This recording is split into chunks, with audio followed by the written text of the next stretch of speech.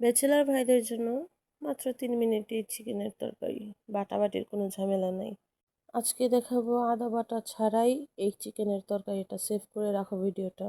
প্রথমেই আমরা একটা হাঁড়িতে দিয়ে দিয়েছিলাম পেঁয়াজ কুচি, রসুন কুচি আর কাঁচামরিচ। তার মধ্যে দিয়ে দিলাম লবণ, গোটা গরম মশলা আর তেল। এটাকে এখন ভালোভাবে নাড়তে হবে, ভালোভাবে ভেজে নিতে হবে লাল লাল করে।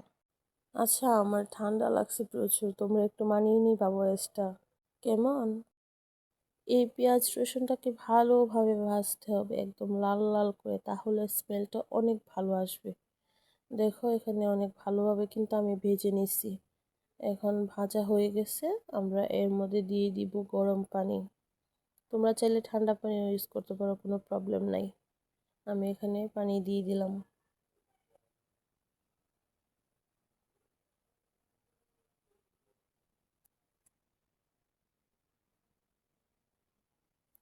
এখন আমরা দিয়ে দিব এর মধ্যে জিরার গুঁড়া 3 চামচ।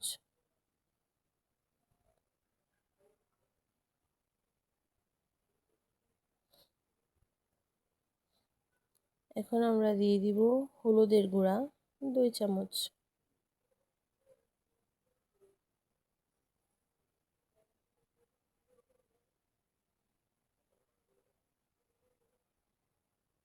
এখন আমরা দিয়ে দিব মরিচের গুঁড়া 3 চামচ।